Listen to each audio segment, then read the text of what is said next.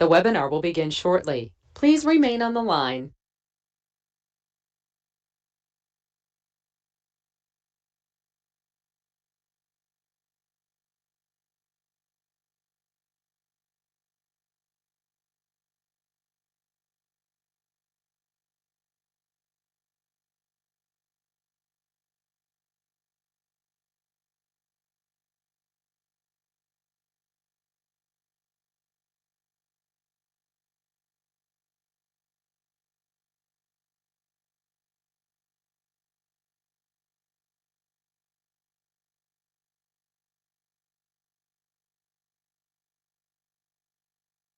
The webinar will begin shortly. Please remain on the line.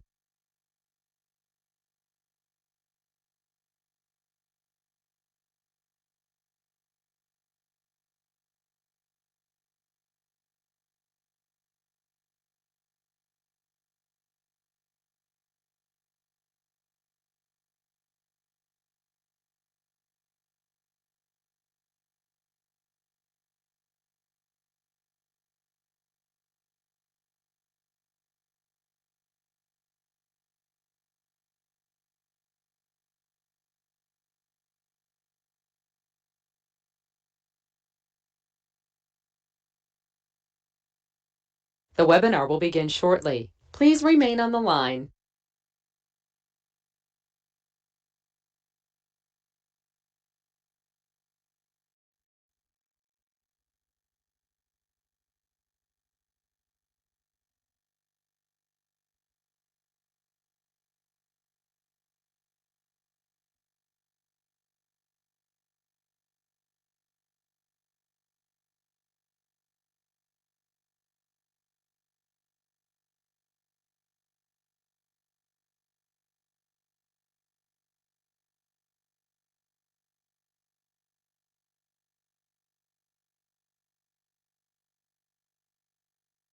The webinar will begin shortly. Please remain on the line.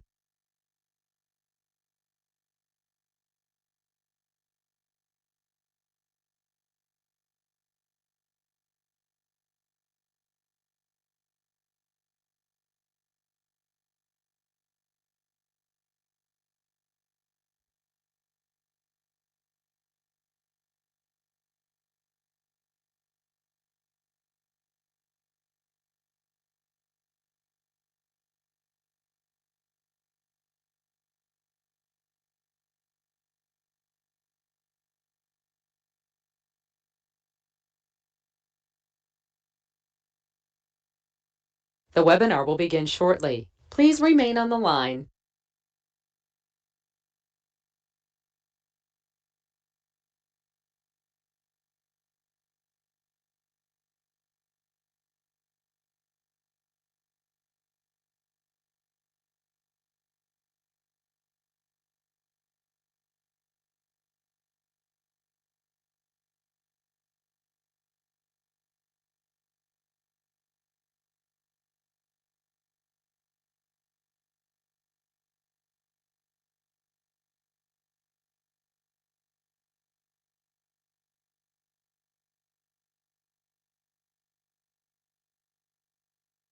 The webinar will begin shortly. Please remain on the line.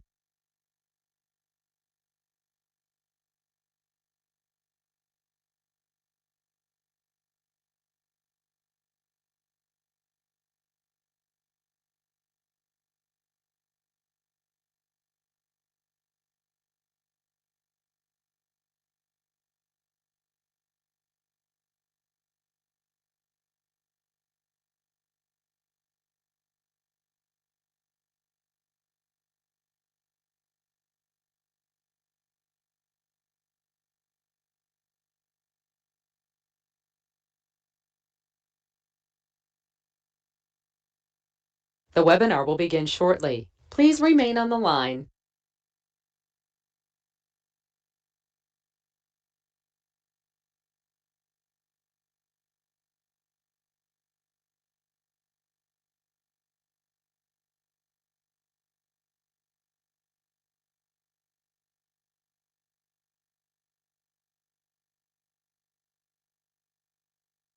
The broadcast is now starting. All attendees are in listen-only mode.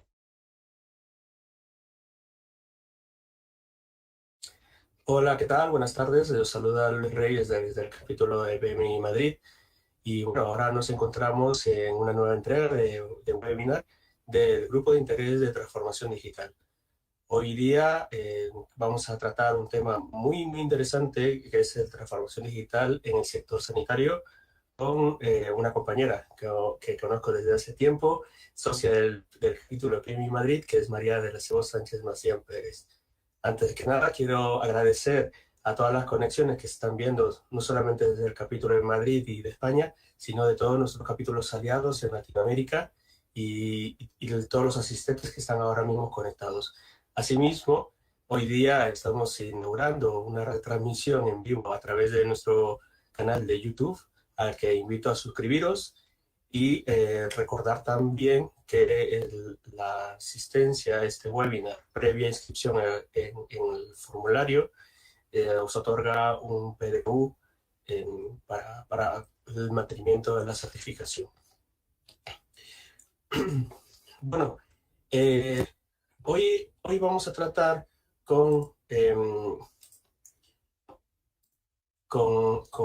nuestra invitada María de la Cebos Sánchez Macián Pérez, el tema transformación digital en el sector sanitario en época de pandemia. En su ponencia, ella nos comenta que la pandemia, como todos estamos pasándola, ha supuesto un catástrofe y un evento disruptivo, ¿no?, en todos los ámbitos de la sociedad. Y esta situación, cómo ha afectado los procesos de transformación digital en el sector sanitario, ¿no?, y cómo ha ayudado la tecnología a las personas y a nuestros profesionales médicos en unas condiciones tan extremas como las vividas en las diferentes olas, ¿no? Y bueno, no solamente va a analizar la parte que hemos vivido, sino también una proyección a los próximos años, ¿no? ¿Cuál va a ser el futuro de la medicina teniendo en cuenta estos avances tecnológicos? Y si es contradictorio, ¿no?, que la tecnología cada vez más avanzada permita una mayor humanización en la atención al cliente, al paciente. María es actualmente directora de tecnología en el sector sanitario, Program Manager con más de 15 años de experiencia en Project Management, transformación digital, organización de sistemas de información y mejora de procesos. Está especializada en proyectos complejos, donde es una constante la coordinación de equipos multidisciplinares y una profunda inversión en la gestión del cambio y control de riesgos. Proyectos en los que resulta fundamental la creatividad para responder proactivamente a los cambios. Es PMP certificada desde el 2010, Lean IT certificada desde el 2016 y DevOps Product Owner certificada desde el 2019. Coordinando proyectos siempre en entornos innovadores, en Internet de las Cosas, RPA, chatbots, Business Analytics, Big Data y Machine Learning. María cree firmemente en que la tecnología debe convertirse en un vehículo de cambio para mejorar el mundo. Bueno, y sin más dilación, doy el pase a María. Os recuerdo que tenéis el chat para hacer las preguntas y al final de la presentación María las podrá contestar. Ok, adelante María. ¿Ahora ya la veis? ¿Sí? Sí, ya vemos tu pantalla. Bueno, lo primero de todo, mi nombre es María de la Cebos Sánchez Macián, como ya os ha comentado Luis. Soy la directora del proyecto de transformación digital, soy directora del proyecto de transformación digital en el Grupo Hospitalario Vitas. Para todos aquellos que, sobre todo los que conectáis fuera de España, el Grupo Hospitalario Vitas es el grupo segundo en tamaño dentro de España, dentro del sector privado, es el primero en capital 100% español. Contamos con 19 hospitales, 29 centros de salud, una fundación, una central de compras y nos hallamos inmersos en un proyecto apasionante de transformación digital que precisamente nos está llevando a esta transformación tanto en nuestros procesos asistenciales como en nuestros procesos más administrativos. En primer lugar, quería agradecer al capítulo por darme la oportunidad de poder compartir con vosotros esta experiencia y, por otro lado, también precisamente el que vosotros estéis aquí presentes, y voy a intentar ser lo más amena posible y, bueno, cualquier pregunta que me hagáis al final de la presentación, cualquier cosa que yo no sepa contestar, no dudéis en que intentaré hacerlo después en los próximos días.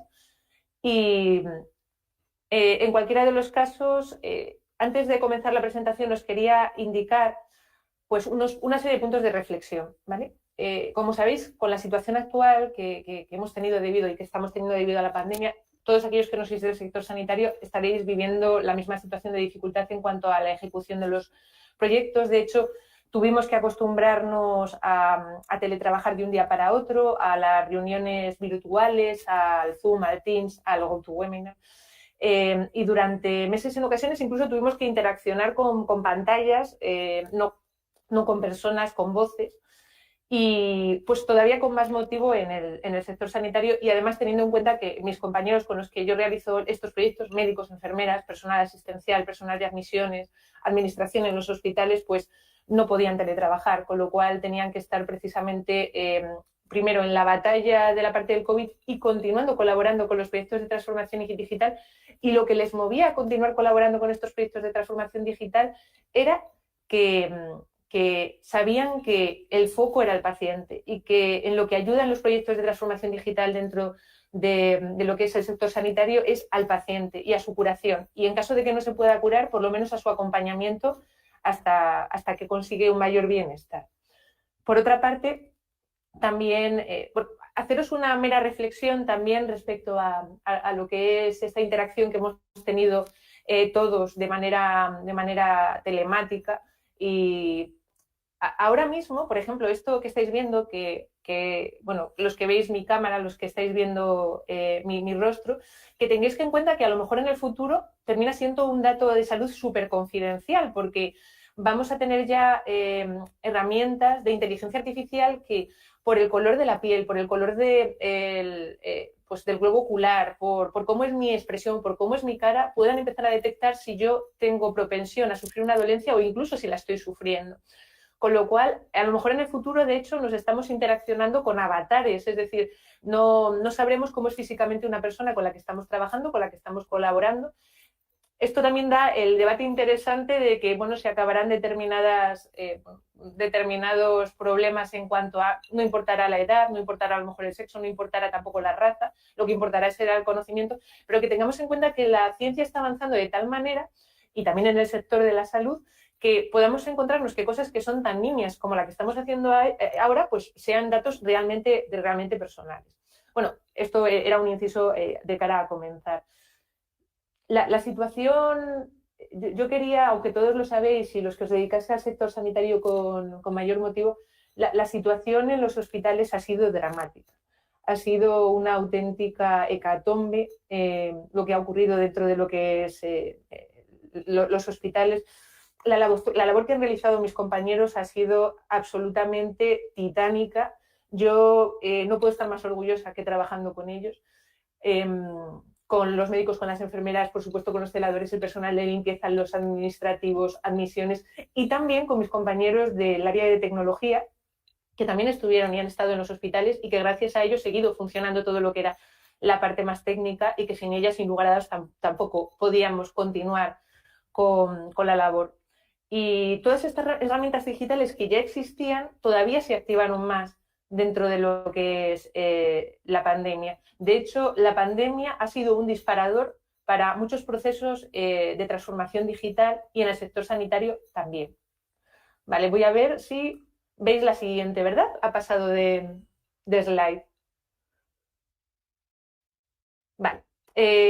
Quería poneros una frase de Hipócrates, que es médico de la antigua Grecia, padre de la medicina, que es mucho más importante saber qué persona tiene la enfermedad que qué enfermedad tiene la persona.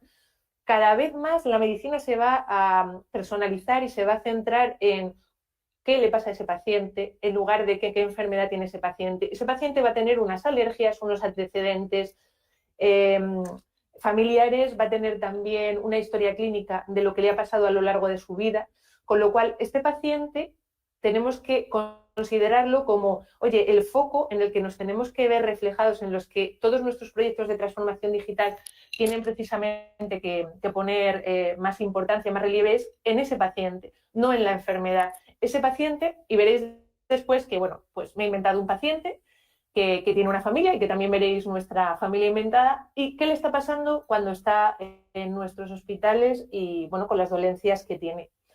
precisamente me gusta esta frase porque, como os decía, cada vez más la medicina va a ir orientada a la atención a cada uno de estos pacientes y a lo mejor parece un poco contradictorio, pero la tecnología creemos que va a poder ayudarnos a humanizar todavía más el trato con el paciente, porque va a permitir a los profesionales asistenciales a tener más tiempo de calidad con ese paciente, porque van a tener más herramientas de soporte para poder precisamente diagnosticar, para poder cuidar, para poder prescribir medicación, para poder hacer seguimiento de este paciente. ¿Cómo vamos a estructurar esta presentación? Bueno, pues vamos a ver las palancas de transformación digital que tenemos dentro de lo que es la parte del sector sanitario, unas brevísimas pinceladas de cuál es la situación del sector de la transformación digital en el sector sanitario ahora, cuáles son los principales problemas a los cuales se enfrenta la digitalización y la transformación digital en el sector, hacia dónde vamos, no quiere decir el futuro, sino hacia dónde estamos yendo en cuanto a lo que es la transformación digital y cómo va a ser este futuro. Dentro de lo que son las palancas de transformación digital, aquí, bueno, tengamos en cuenta, pues, por ejemplo, todo lo que tiene que ver con la parte de IoT. Ahora, además, cada vez vamos a poner más foco en lo que es la teleasistencia, precisamente porque si tenemos la capacidad y los dispositivos técnicos para que un enfermo crónico, por ejemplo, como el enfermo crónico que vamos a ver en nuestro ejemplo, que se llama Don Paco, que puede tener precisamente monitorización de cara a saber cuáles son sus constantes vitales, cuál es su tensión, cuál es su pulso. Si tenemos la posibilidad de tener estos dispositivos en su casa y además estos dispositivos volcar en su historia clínica, pues de esa manera no vamos a necesitar el hacer determinadas revisiones a las cuales presencialmente estamos obligando a ir a los pacientes porque no van a ser realmente necesarias. ¿Qué tendremos además con estos dispositivos de teleasistencia? Bueno, de hecho, estos dispositivos ya no hace falta ni que sean de teleasistencia, es que si vosotros hacéis ejercicio, alguno de vosotros tenéis relojes donde aparece precisamente cuáles son todos los parámetros en cuanto al ejercicio que has realizado, el pulso que has tenido, todo esto puede conectar después con vuestra propia historia clínica. Luego lo veremos, porque básicamente la historia clínica, que es toda la información clínica de un determinado paciente desde su nacimiento, todos los episodios que ha tenido, desde las consultas externas a las que ha tenido que ir, cuáles son las pruebas que ha tenido que realizarse o las hospitalizaciones, las intervenciones que ha experimentado. Esa historia clínica, hoy por hoy, además, es complicada su digitalización, pero fundamentalmente además es que prácticamente en muchos lugares lo tenemos en papel. Entonces, precisamente todo lo que es la transformación digital de esta historia clínica, veréis después dentro de lo que son los principales problemas con los que nos encontramos es que ni siquiera, por ejemplo, dentro de España tenemos legislaciones iguales u homogéneas en todas las comunidades autónomas respecto a cómo conservamos la historia clínica y durante cuánto tiempo. Entonces, todo lo que es la parte de IoT, por supuestísimo, es una palanca de transformación digital del sector sanitario y además, con más motivo, se va a reforzar durante la pandemia y posteriormente a la pandemia. Todo lo que es la parte de Big Data, pues poder obtener patrones precisamente para poder detectar que se vaya a producir una nueva pandemia. No sé si conocéis el CIN, es el Consejo Nacional de Inteligencia de Estados Unidos, cada 4 años más o menos publica un determinado informe. En el informe del 2017 ya apuntaba que podíamos enfrentarnos en los próximos 4 años a una pandemia. Mira qué acierto. O sea, pero aparte en el nuevo informe que ha publicado y que os aconsejo que no leáis si no queréis dormir, básicamente lo que nos está diciendo es que las consecuencias de esa pandemia van a ser unas consecuencias que ya no son a nivel de salud, sino va a ser a nivel de estabilidad social, a nivel de pobreza, a nivel de hambre, a nivel de acceso al agua, a nivel de cambio climático, con lo cual, si nosotros somos capaces de obtener determinados parámetros, de obtener determinada información con la información que podamos obtener para poder detectar una nueva pandemia, podremos adelantarnos y a tomar medidas e intentar aprender de las lecciones que hemos tenido en cuanto a la situación actual del COVID-19. Lo veremos posteriormente, pero uno de los problemas que precisamente estamos teniendo no es que no haya datos, es que estos datos o bien no están normalizados o no son homogéneos. Lo habéis visto seguro cuando estamos haciendo seguimiento de los datos de lo que son las personas ingresadas, de las personas infectadas, de las personas... Muchas veces los datos, cuando sumas comunidades autónomas con los datos generales, no cuadra, de repente se quitan 7.000 porque bueno, pues se han dado cuenta de que ha habido un error. Entonces, realmente todo lo que es la parte de Big Data, todo lo que es la parte del desarrollo que vamos a tener que hacer para poder obtener información y poder realmente con toda esa información tomar medidas, tomar decisiones es muy importante. Todo lo que es la parte de inteligencia artificial. Ya tenemos modelos que son de soporte, por ejemplo, a radiólogos que permiten, a través del estudio de las imágenes, el detectar determinados tipos de tumores. Entonces, estos modelos serán cada vez más generalizados. En Inglaterra, de hecho, se ha aprobado ya un sistema experto de ayuda al diagnóstico a médicos, que lo que ha hecho ha sido nutrirse de la información de las historias clínicas de millones de pacientes durante pues X años. ¿Qué pasa? Que esto también, ¿cuál es la problemática que tenemos precisamente para montar todo este sistema de inteligencia artificial? Que, como volvíamos antes, los datos no se encuentran normalizados. Las historias clínicas pues no tienen sistemas estándar, sino que están en lenguaje natural, y necesitamos también sistemas que estén leyendo de esas historias clínicas para extraer la información y decir, esta es la sintomatología, esto es el diagnóstico que se ha realizado, y que nuestro sistema experto vaya aprendiendo. Pero sin lugar a dudas, estos sistemas de inteligencia artificial de soporte al médico van a ser cada vez más frecuentes. Por otro lado, todo lo que es la parte de movilidad. O sea, de movilidad hay tantos ejemplos respecto a lo que va a ser la movilidad en el sector sanitario, desde los sistemas que ya tenemos de citación. Llegará un momento en que esa citación, lleguemos al hospital, el sistema detecte que ya hemos llegado y se ilumine un camino que tenemos que seguir hasta nuestra consulta, o a través de realidad aumentada nos vaya indicando precisamente cómo llegar. Por otro lado, también todo lo que es la parte de videoconsultas, que parece como, no sé, yo creo que si habláramos de ellas hace un año, todo el mundo estaría pensando que es completamente imposible que hubiera videoconsultas. Pues ya las hay. Y además, debido a la pandemia, se han tenido que fomentar, porque hay determinadas visitas al médico que se realizaban sin realmente ser necesario que fueran presenciales. Con lo cual, lo que es la parte de movilidad va a ser una enorme palanca de transformación digital en cuanto al sector sanitario y dentro de los propios hospitales. Es decir, si ya existe, o sea, no es algo que sea novedoso, pero si soy un celador y no necesito que me llamen, a lo mejor tengo mis órdenes de trabajo y sé que tengo que llevar a un paciente X a una determinada zona. Con lo cual, digamos que, como sabéis, la transformación digital al final no es exclusivamente el hacer que los procesos sean digitales, es que transformemos realmente un determinado proceso. La parte de robótica es muy interesante. Nosotros en nuestro hospital, o sea, de hecho en nuestros hospitales y en el sector existen los famosos robots Da Vinci, que al final tú tienes un cirujano que está en una determinada ubicación y puede controlar un robot que opera en otra ubicación. Esto tiene muchísimas posibilidades de cara al futuro y veremos precisamente cómo evoluciona. La parte de ciberseguridad la he puesto realmente como uno de los puntos que rodean nuestra estrella médica, pero en realidad la parte de ciberseguridad veréis que tendría que estar en el centro. La parte de ciberseguridad es algo que, bueno, uno de los factores que veréis que tenemos como problema a la hora de hacer todo lo que son los procesos de transformación digital dentro del sector sanitario es el que los datos sean lo suficientemente seguros, sean lo suficientemente confidenciales, pero aparte de todo eso, que estos datos sean lo suficientemente disponibles para que nosotros tengamos acceso a esa información en el momento en que se requiera.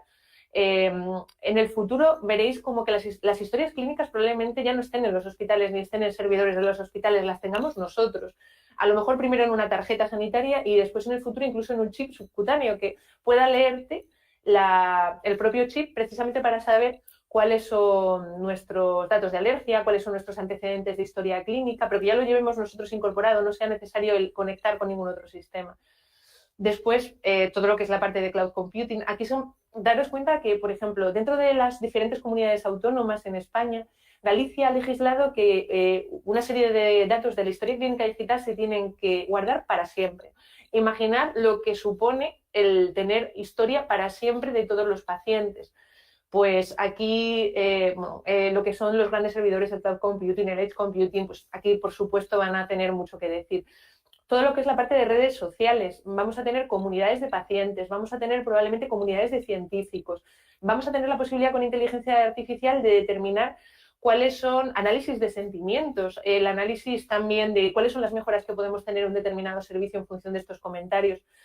La parte de blockchains, ya están haciéndose análisis de cómo hacer precisamente historia clínica digital con blockchains, porque de esta manera podríamos asegurar lo que habíamos comentado de la ciberseguridad en cuanto al acceso a los datos y dónde podría estar guardada y custodiada esa información a través de blockchains. Y bueno, todo lo que es la parte de datos abiertos precisamente para poder obtener información que sea normalizada, que sea posible que esté integrada. Vale. En cuanto a la situación actual del sector, bueno, son unas pinceladas para que os hagáis una idea de lo que es la parte de la transformación digital en el sector sanitario. En el 2018, en mayo del 2018, la Asamblea Mundial de la Salud aprobó una resolución que es la 71.7 sobre salud digital, en donde instaba a realizar una estrategia mundial de salud digital, precisamente porque consideraba que era prioritario el centrar los esfuerzos por parte de los distintos países en ello y que pudiera de esa manera generalizarse el acceso a servicios de salud que fueran además que fueran de calidad para los diferentes países miembros. En contraposición, en el informe del FENIN, de la Federación Española de Empresas de Tecnología Sanitaria, antes de la pandemia, se consideraba que con un análisis que se había hecho con 17 servicios públicos de salud, lo que era la transformación digital en España, en la parte de sanidad, estaba cubriendo específicamente un 31,7% de los servicios. Aquí os he incluido también todo lo que es la parte del DESI, que es dentro de la Unión Europea todo lo que sería el índice en cuanto a la digitalización, en cuanto a la sociedad digital. España, por ejemplo, está bastante bien, me parece que es el segundo puesto en cuanto a todo lo que tiene que ver con e-government, etcétera, pero sin embargo, dentro de lo que sería la parte de competencias digitales, pues tenemos que un 43% de las personas entre 16 y 73 años no tienen competencias digitales adecuadas, con lo cual esto también nos tiene que dar la pauta de cómo vamos a transformar digitalmente el sector sanitario teniendo esta situación. Vale, perdón. ¿Cuáles son los principales problemas? Lo que estábamos comentando en cuanto a la transformación digital del sector sanitario. Por un lado, hay una falta de interconexión de las aplicaciones.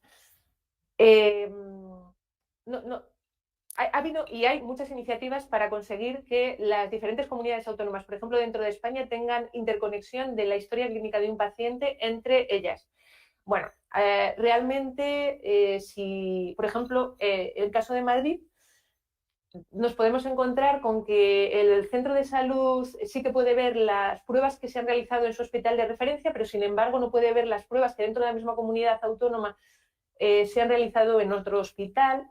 Te tienes que meter en otro programa como Horus para ver exactamente qué es lo que ha pasado en otros hospitales. Por supuesto, si te vas a otra comunidad autónoma, a veces es como irte a Madagascar. O sea, esto por un lado, y además que tenemos legislaciones dispares en cuanto a lo que es la conservación de la historia clínica, lo que os estaba comentando antes, y es mientras que a nivel general el Estado ha regulado que básicamente necesites desde la última interacción que has tenido con ese paciente el guardar durante 5 años un determinado episodio, todo lo que es la información de la historia clínica de ese paciente, pues dependiendo de la comunidad autónoma, pues este número de años es dispar. Pues a lo mejor en Cataluña son 15 años, en Murcia son 20 años, en Galicia, como se estaba comentando, es para determinada información para siempre.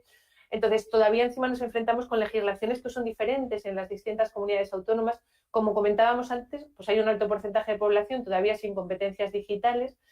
Estos proyectos, además, suponen un enorme consumo de recursos para su implantación y también por eso, bueno, pues a lo mejor ahora con las ayudas que se plantean desde la Unión Europea para la parte de transformación digital puede ser un impulso también para poderlos apoyar. la preocupación por la salvaguarda de los datos, de la privacidad de los datos que habíamos comentado antes, y todo lo que es la parte de históricos que no tienen información normalizada. O sea, si queremos tener una historia clínica digital mía, por ejemplo, este año cumplo 46, pues probablemente tendré 20 años que está en papel, a lo mejor, o 36, 10 que a lo mejor tengo digitalizado. ¿Cómo podemos aunar precisamente toda la información? Aunque esté digitalizado, puede que no esté normalizado para obtener información. En fin, estos son algunos de los problemas. Seguro que después en el debate o preguntas que me haréis percibís otros, ¿eh? He querido poner algunos precisamente con este motivo. El foco de la transformación digital en el sector sanitario, a mi modo de ver, es siempre el acompañamiento al paciente. Aquí ya no estamos hablando, como estábamos comentando, exclusivamente de una transformación de un proceso. Estamos hablando de que el centro tiene que ser el paciente, tiene que acompañarle, le tenemos que acompañar precisamente en su tratamiento, en la medicina preventiva, en la teleasistencia, en las urgencias, en las consultas, en todas las pruebas, en las hospitalizaciones, en el uso de medicación, en las intervenciones quirúrgicas a las que se someta. Y además tiene que servir a los propósitos de los profesionales asistenciales que lo utilizan. Nosotros en Vitas utilizamos mucho Design Thinking porque al final tienes que saber cómo necesita un determinado cirujano a la hora de prescribir pues, dictado por voz, por ejemplo, cuando está en el quirófano, porque tiene los guantes puestos. Es decir, no puedes habilitar una determinada aplicación en donde tengas que teclear. Con lo cual, es importante que tengamos en cuenta que el foco tiene que ser el paciente, pero además estos sistemas, estas aplicaciones tienen que servir a los propósitos de los profesionales, hacerles la vida más fácil, ayudarles a que su tiempo sea exclusivamente asistencial y mucho menos administrativo, para que su tiempo asistencial les sirva para ayudar a los pacientes. Aquí, dentro de los principales objetivos que he querido relacionar en cuanto a lo que es la parte de transformación digital en el sector, que de hecho son objetivos de nuestro proyecto Vitas One también. Por un lado, como os comentaba siempre, la optimización de la calidad del servicio y facilitar el trabajo al paciente. Pero también el poder implantar soluciones que sean completas, que sean escalables, que sean flexibles. Es decir, si viene una pandemia como COVID, necesitamos una solución que nos permita de forma rápida el poder meter un parámetro nuevo que sea, es un enfermo COVID, o un triaje nuevo que nos permita hacer dentro de urgencias una diferenciación entre pacientes que tienen sintomatología COVID y aquellos que no la tienen, para poder diferenciar y tener un menor riesgo de cara a precisamente posibles contagios. Por supuesto, el contribuir a una cultura colaborativa. Si el paciente es el centro, todos los equipos médicos tienen que tener la posibilidad de ver lo que están trabajando en cada uno de las diferentes especialidades, para poder dar una ayuda a un determinado enfermo que es crónico, a un enfermo, un niño que tiene una enfermedad rara. Es muy importante el que esta cultura colaborativa también, nuestros proyectos de transformación digital, sirva para que se construya. Otro punto fundamental, como es la estandarización y la homogeneización de la información, lo que hemos comentado, precisamente para que podamos tener la posibilidad de monitorizar, comparar, extraer la información, el poder determinar conclusiones.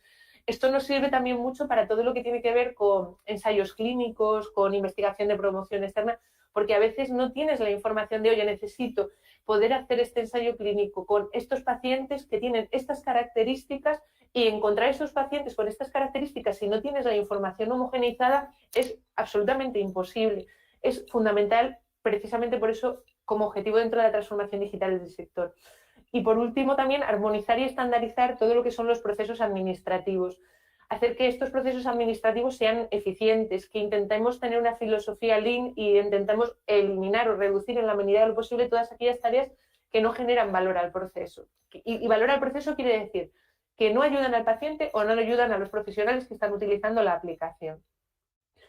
Vale, aquí comentaros que dentro de los quesitos que hemos estado refiriéndonos en cuanto a lo que es la parte de los objetivos, volveros a insistir en lo que es la parte de la ciberseguridad, por supuesto, pero también en todo lo que es la parte de infraestructuras. ¿Por qué? Porque la parte de infraestructuras tiene que estar siempre desde el inicio del proyecto, acompañando al proyecto, siendo parte del proyecto, porque tú puedes crear una transformación digital increíble, pero si las máquinas, los servidores el cloud computing, etcétera, no te acompaña, vas a tener un problema precisamente de cara a lo que es servir esa información, a realizar ese servicio de transformación digital. ¿Hacia dónde vamos? Bueno, aquí os quería poner el ejemplo de Paco y de su familia, ¿vale? Pues Paco es nuestro paciente, es un paciente ficticio, tiene 83 años, es un enfermo crónico, ha tenido un bypass coronario hace 2 años, está polimedicado, además es alérgico al látex y aunque empieza a tener un deterioro cognitivo, pues es un absoluto maestro del ajedrez y de los sudokus. Su mujer, doña Carmencita, que lleva 60 años casada con él, pues le acompaña siempre al médico y tienen 3 hijos en común, Clara, que es la hija que vive en la misma ciudad que ellos, y Fernando, que es abogado y que aunque vive dentro del mismo país, vive en otra ciudad, y finalmente Juan, que es jefe de mantenimiento de una estación de esquí y vive en el extranjero, con lo cual ni siquiera viven en el mismo país. Vale, aquí Paco tiene, debido a su historial clínico, pues tiene que tener una serie de herramientas de teleasistencia. Entonces, ¿qué está viviendo Paco en su casa? Pues precisamente los dispositivos de IoT están enviando los signos vitales, los parámetros monitorizados y están volcando directamente a la historia clínica de él. Es decir, cada día o cada X tiempo se está tomando los valores y están volcando a su historia clínica. Además, estos dispositivos, porque algunos de ellos son caros, pues tiene su propio GPS, con lo cual sabemos dónde están esos dispositivos, en qué casa se encuentran ubicados. Tiene videoconsultas de seguimiento y además tiene prescripción farmacológica digital, de manera que no hace falta que se pase por las recetas en ningún caso a la consulta. Además, en su casa tiene un dispensador electrónico de medicamentos con alarma, es decir, pues se rellena el dispensador y cada X horas le aparece la alarma de que se tiene que tomar una determinada medicación, aunque es Carmencita, su mujer, doña Carmen, la que le está dando esta medicación. Además, tenemos un programa de inteligencia artificial que es la que va detectando niveles anómalos dentro de lo que es sus parámetros de signos vitales de teleasistencia y precisamente es la que lanza alarmas en caso de que vaya a haber algún parámetro anómalo. Y por otro lado, precisamente por lo que es tener temas de seguridad, pues en este caso se está implantando para don Francisco un piloto en donde tenemos la protección de su información en blockchains, es decir, tenemos la historia clínica digital y securizada. ¿Qué le pasa a Paco? Pues a don Francisco de repente está empeorando. Y la inteligencia artificial que estaba midiendo los signos anómalos de su tensión, de su pulso, lanza una alarma y el médico enseguida se pone por videoconferencia en contacto, por teléfono primero y después por videoconferencia en contacto con don Francisco y con doña Carmen, que le pide por favor que vaya a urgencias precisamente para hacer un reconocimiento más completo. Por la pandemia, pues doña Carmen no va a poder acompañar a urgencias a don Francisco y doña Carmen es quien le acompaña. Dependiendo de la situación en la que estamos en cuanto a nivel de pandemia, ola, etcétera, Clara se va a poder quedar o no se va a poder quedar en el hospital. Pero bueno, tal cual entra Paco por la puerta, lo primero que le está apareciendo a la enfermera que le hace el triaje, porque primero le admiten y luego la enfermera le va a llamar para el triaje, es que, ojo, tiene alergia al látex, con lo cual lo que va a hacer la enfermera es cambiarse los guantes para poder hacerle, bueno, pues lo que es la parte de exploración o hacer las preguntas o tomar los signos vitales que además volcarán en su historia clínica. Si aparte el paciente dentro de lo que es urgencias va a necesitar tener algún tipo de medicación adicional, pues va a tener un programa de prescripción farmacológica que va a detectar posibles interacciones con otros fármacos, con alergias. Entonces, es un soporte muy bueno a los médicos precisamente para poder determinar, oye, ojo, esto le puede interaccionar porque don Francisco, si recordáis, está polimedicado, está tomando medicación de muy diferentes tipos para muy diferentes dolencias. Aparte, en urgencias podemos tener una aplicación en donde los familiares autorizados sepan qué está pasando con su paciente. No sé si habéis acompañado alguna vez a urgencias a una persona mayor que de repente entra por la puerta y hasta que no te avisan no sabes dónde está, si le están haciendo pruebas, en qué estado se encuentran las pruebas. Pues con esta aplicación, si sus familiares autorizados podrían estar viendo, oye, pues mira, están esperando los resultados del laboratorio, ha bajado a radiología porque le van a hacer un TAC, lo que fuese. Y por otro lado también, por supuesto, la petición online de las pruebas diagnósticas y alarma en el momento en que se reciban. Pues oye, he pedido tal análisis, pues ya me han llegado los resultados, ya no tengo que estar mirando y a ver si han llegado, a ver si han llegado. Y todo esto digitalmente, dentro de una misma aplicación que nos vaya a permitir precisamente tener toda esta información integrada. Resulta que don Francisco va a tener que permanecer ingresado porque, bueno, pues ha empeorado y le tienen que hacer un seguimiento. Y lo primero que vamos a hacer es activar que hay un programa de gestión de camas que permite ver cuáles son todas las habitaciones disponibles. Esto no es nada nuevo, esto ya existe desde hace muchos años. Aparte, hay un programa de tecnología móvil, una aplicación móvil que está avisando a los equipos de limpieza y a los celadores para que o bien limpien una habitación o bien precisamente recojan a don Francisco. Se le puede dar el parte online a los familiares autorizados. Aquí hay un punto que durante la pandemia era complicado y es que había tantos pacientes que era muy difícil el poder dedicar tiempo a las familias para poder tenerles debidamente informados. Entonces, le podías dedicar X tiempo y, bueno, a través de un parte para los familiares autorizados respecto a evoluciona favorablemente. Efectivamente, no todo se puede dar por parte online porque hay determinadas noticias que todavía te tiene que dar una persona. Y entonces, bueno, precisamente la posibilidad de tener este parte. Todo lo que son dispositivos de alto valor que se mueven por el hospital también a través de IoT. También la parte de planes de cuidados, la petición de pruebas diagnósticas e informes clínicos, desde luego en formato electrónico, y estos informes clínicos que no requieran la firma física de un determinado médico, sino que o bien por firma biométrica, por huella dactilar o por número de colegiado usuario de la aplicación, pues ya quede debidamente firmado. A don Francisco va a necesitar una angioplastia y como, bueno, pues es alérgico al látex, además le van a dar una premedicación de antihistamínicos precisamente para evitar cualquier tipo de problema. Entonces, por un lado, vamos a tener todas las pruebas previas y revisión con el anestesista, toda la citación ya dentro de la propia hospitalización de manera absolutamente digital también, los consentimientos informados totalmente digitales también, de manera que no haga falta el tener el papel con la firma del paciente, sino que podamos tenerlos ya digitalizados a través de su propia firma biométrica. La planificación del quirófano, de manera que don Francisco, que como os comentaba es alérgico al látex, pues vamos a planificar su operación al principio de la mañana y de esa manera nos aseguramos de que no hay nada que pudiera estar de alguna manera relacionado con látex.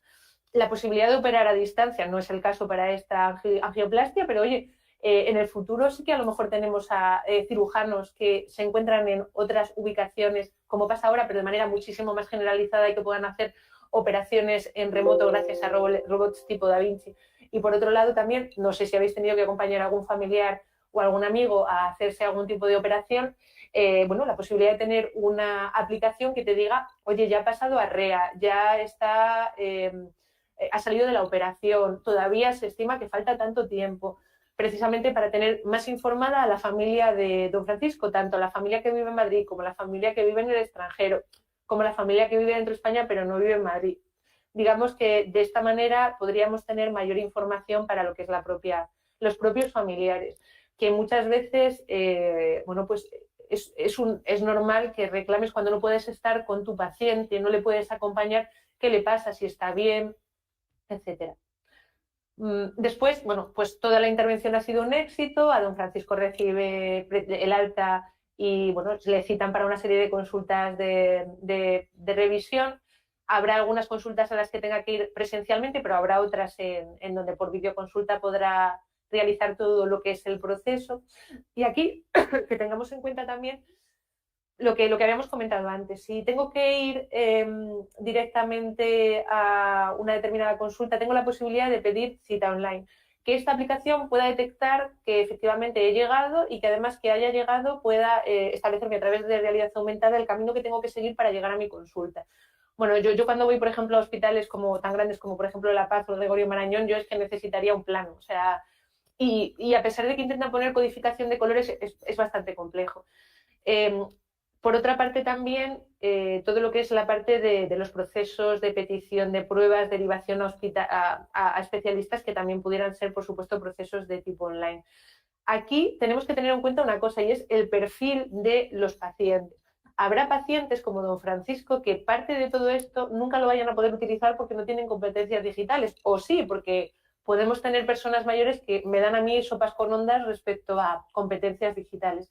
pero sí que es importante que la transformación digital también defina qué pacientes pueden utilizar determinadas cosas y qué pacientes no, para que podamos habilitar los canales adecuados para cada uno de ellos. Vale. Después, en cuanto a todo lo que es la parte de pruebas diagnósticas, pues lo que habíamos comentado anteriormente. Sí. Sí, comentarte solamente que entramos en la parte un poco de las conclusiones. Vale, pues nada, termino en 2 minutos. Sí, sí. Dentro de la parte de pruebas diagnósticas, lo mismo que estamos comentando, pues aparte de las videoconsultas para revisión de analíticas, todo lo que es la parte de acceso a las pruebas diagnósticas vía app o web, pero también el acceso a, oye, puedes ir a hacerte un análisis desde las 8 a las 10. El tener una app para saber, oye, si voy a las 8, a ver cuánta gente hay, pues a lo mejor me espero a las 9 y tengo menos gente. Y, por supuesto, una inteligencia artificial que pueda estar detectando anomalías en las pruebas de diagnóstico, procesado de lenguaje natural, etc. Vale. Simplemente a dar unos tips en cuanto a lo que es la parte de investigación, y es lo que hemos estado comentando antes. Necesitamos tener, por un lado, historias clínicas anonimizadas, por supuesto, para todo lo que es la parte de investigación, pero además tener estandarizados todos los parámetros que se pueden obtener precisamente para poder establecer diagnósticos, establecer síntomas. Pues tenemos ahora inteligencia artificial para detectar lenguaje natural, de manera que podamos extraer datos de historias clínicas que no están normalizadas, pero cuanto más pudiéramos normalizar esta información, más posibilidades daríamos a la investigación de cara a poder precisamente extraer conclusiones. Y aquí en la parte de investigación os quería apuntar también, por ejemplo, todo lo que es la parte de impresoras 3D para prótesis, pero incluso también para piel. Esto lo vamos a ver también en el futuro, es decir, nosotros en el futuro es probable, ahora ya tenemos impresoras 3D para prótesis, es muy probable que las impresoras 3D sean muchísimo más habituales, no solamente para prótesis, para implantes de piel, que además, como pudieras obtener tu propio código genético, precisamente no tuviera ningún tipo de rechazo. Todo lo que es la parte de soporte en cuanto a sistemas expertos que permitieran ayudar a nuestros especialistas a poder dar todo lo que es la parte de diagnóstico, y que de esta manera pudiéramos encontrar anomalías o pudiéramos detectar a través de lo que son los sistemas de teleasistencia cuáles son aquellos parámetros que nos están llevando a pensar, oye, este paciente está empeorando, vamos a intentar poner remedio antes de que empeore del todo. Todo lo que es la parte de movilidad, sin lugar a dudas, inteligencia artificial y robotización. En el futuro vamos a ver, y no además no a un futuro tan lejano, o sea, en el futuro vamos a ver cosas que hace no tanto tiempo las redes sociales no existían, ahora no podríamos vivir sin ellas, no existían los smartphones, no podríamos vivir sin ellos.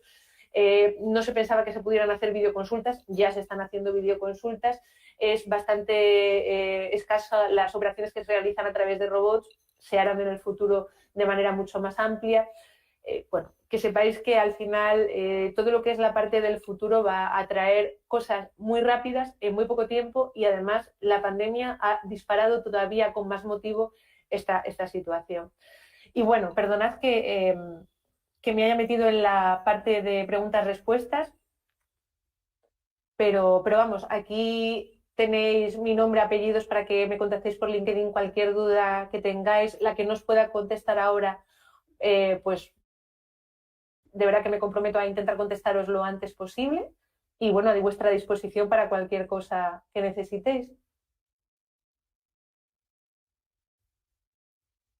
No sé si, perdonad, porque no sé si hay preguntas.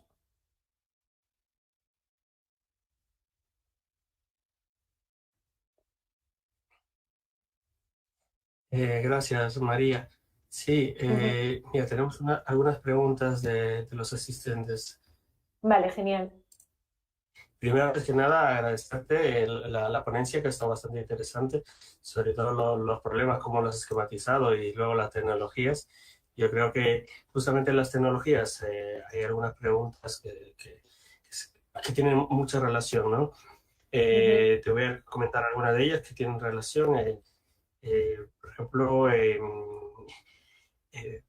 de la tecnología blockchain y el tema del historial clínico, si se puede detallar, no detallar a a un detalle ínfimo, pero sí se puede realizar algún ejemplo de lo que estás trabajando ahora, o la aplicación para tener a los familiares esa información online, si ya está en el mercado o está en el proceso, ¿no? Hay interés sobre saber si estas tecnologías no solamente son tendencias, sino si ya se están aplicando actualmente, ¿no?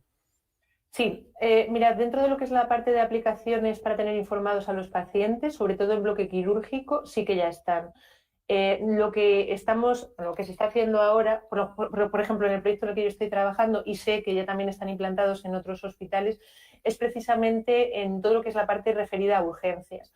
¿Por qué ha pasado de la parte de bloque quirúrgico a la parte de urgencias? Porque la pandemia precisamente nos ha dado lugar a que haya determinada información que antes no se percibía como necesaria de manera rápida, de manera que se podía esperar. O sea, que tenías al paciente dentro de los boxes y luego cada X tiempo ibas llamando al acompañante para irle informando. Pero ¿qué pasó? Que con la pandemia no podía haber acompañantes.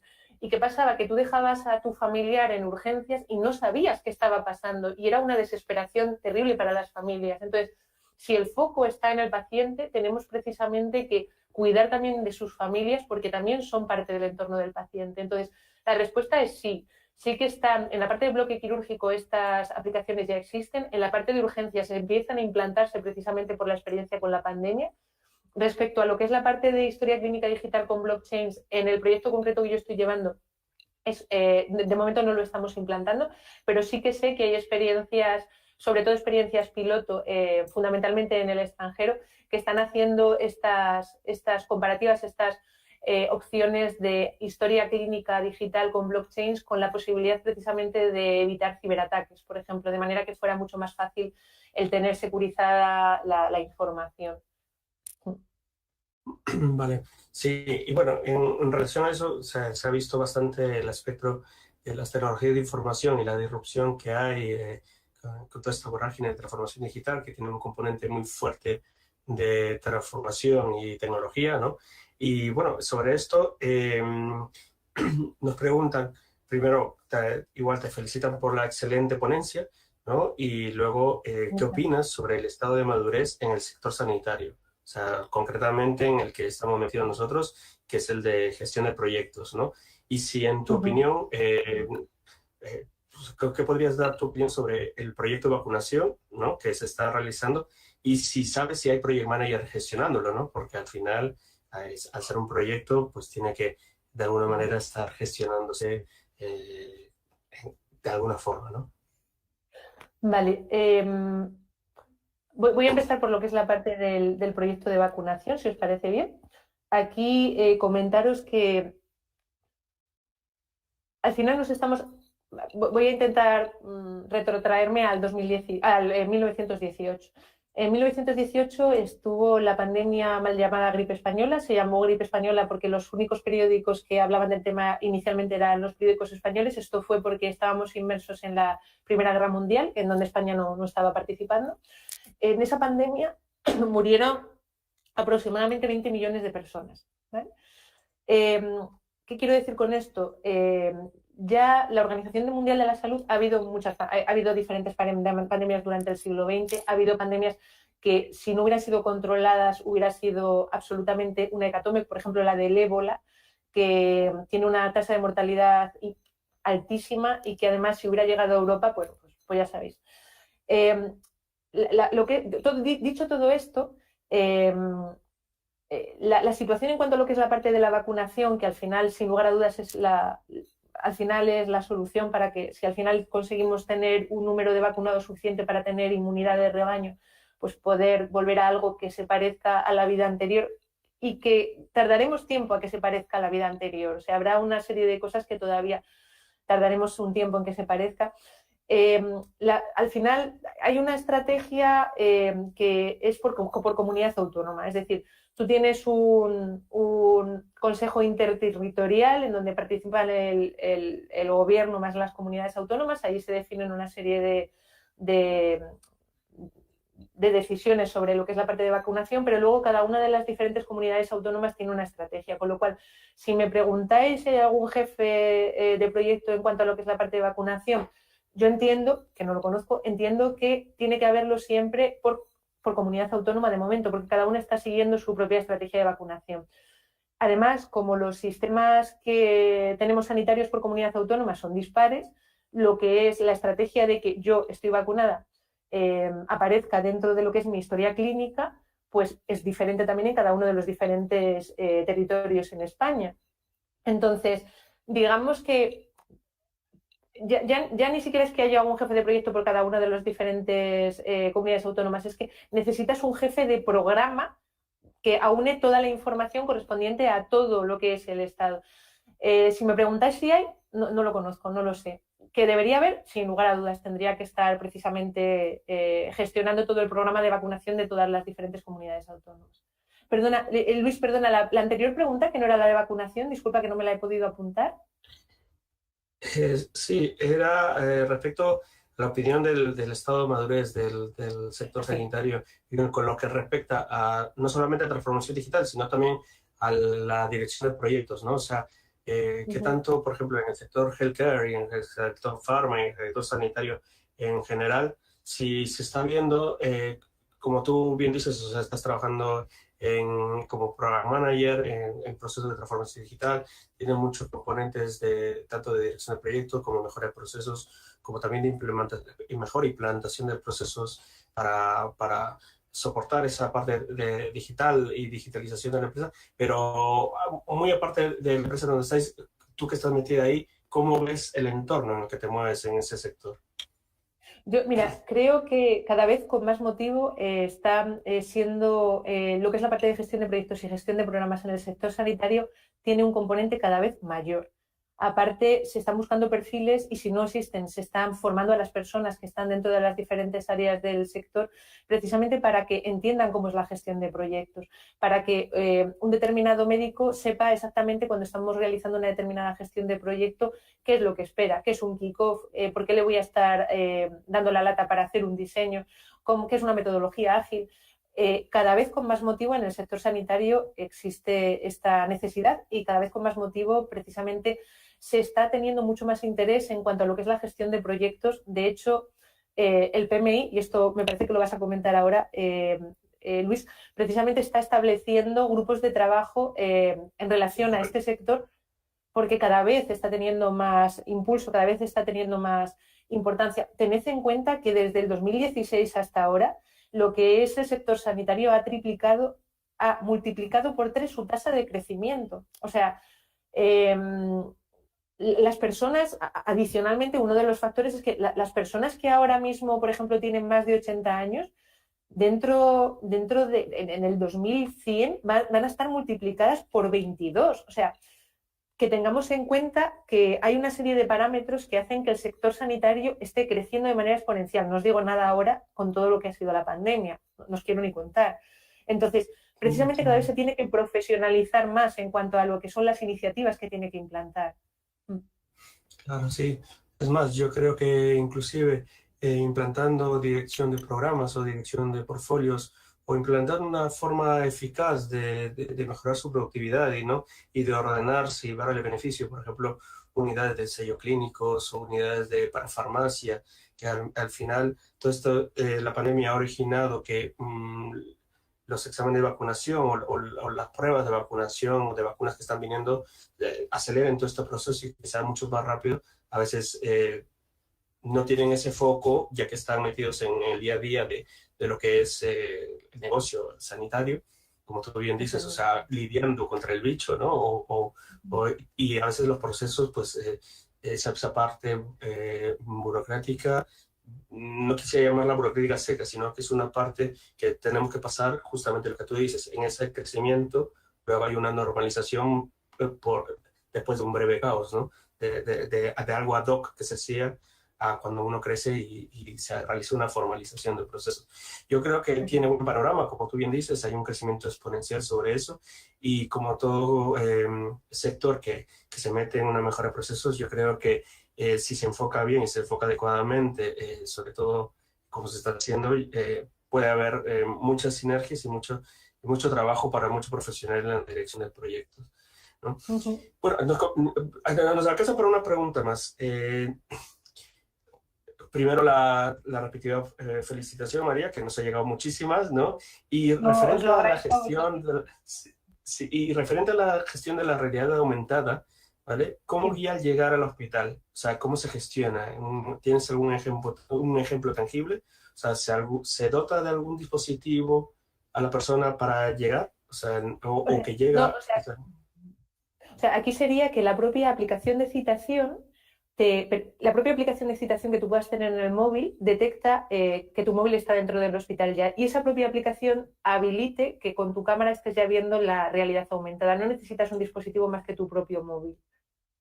Ya, o sea, ya hay ejemplos de, sobre todo más que de temas de realidad aumentada, sobre todo hay ya bastantes ejemplos relacionados con iluminación del caminito, ¿sabéis? De, oye, mira, normalmente no porque la aplicación que tengamos en el móvil sea capaz de autoadmitir al usuario, sino que normalmente, si habéis ido, por ejemplo, a los hospitales públicos, están los famosos kioscos que tú con tu tarjeta sanitaria incluyes la tarjeta y de ahí te sale el papelito y entonces tú pues ya empiezas a buscar oftalmología primera planta. Si en vez de hacer este proceso de, oye, pues tengo que ir al kiosco, saco el papelito, lo hiciéramos a través de móvil o incluso me saco el papelito, pero en ese momento se iluminara el caminito, en ese momento estaríamos precisamente viendo por dónde tenemos que pasar para llegar a un determinado punto y muchas veces nos ahorraríamos consultas que tenemos que hacer en información dentro del propio hospital y a veces, varias veces. A mí me pasa que me pierdo siempre, entonces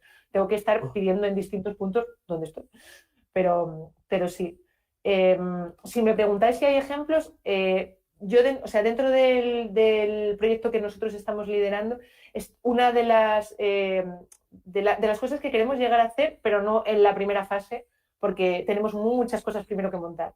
Pero vamos, si fuera por mis directores de Customer Experience, vamos, lo querrían ya.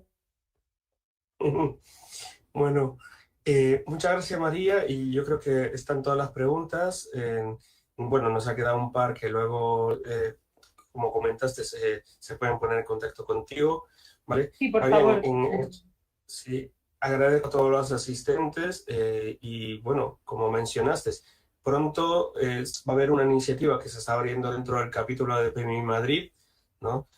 Para que los interesados en temas de farma, en temas de healthcare, en temas de sanidad, en el sector sanitario y que tenga que ver con la difusión del Project Manager y la mejora de procesos, pues van a tener ahí un grupo en el cual poder discutir sobre esto, ¿no? Como hacemos, por ejemplo, con el grupo de discusión de energías renovables o el grupo de construcción o el grupo de transformación digital en el cual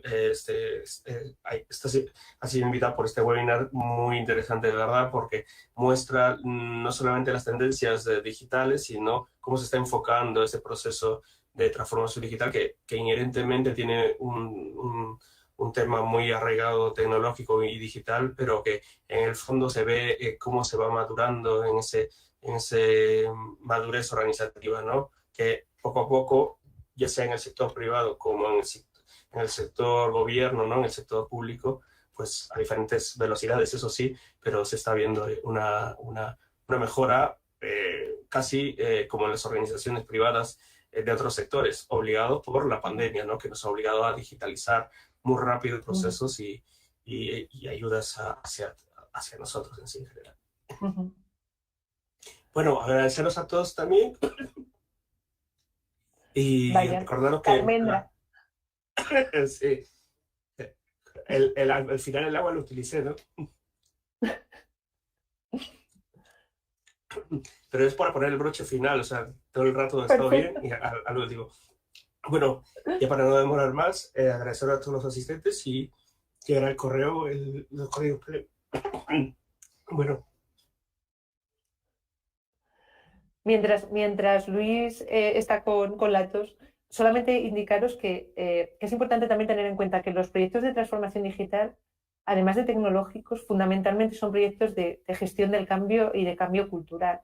Entonces, es verdad que, por supuesto, tiene un componente tecnológico muy, muy importante, pero sin olvidar todo lo que es la parte del componente humano. Pero es que más el componente humano en el sector sanitario es todavía con más motivo. No sé si Luis ha podido volver. Sí, sí, ya estoy aquí. Bueno, después de estar quedándome fónico. Bueno, me despido antes que se me acabe la voz ya de decir. Agradeceros a todos y ya dentro de 24 horas, 48 horas, a los registrados por el GoToWebinar recibirán el correo con el código PDU. Vale, pues oye, muchísimas Hasta luego, gracias a muchas todos gracias. y a vuestra disposición para cualquier duda que tengáis. Adiós, muchas gracias, María. Hasta luego, gracias.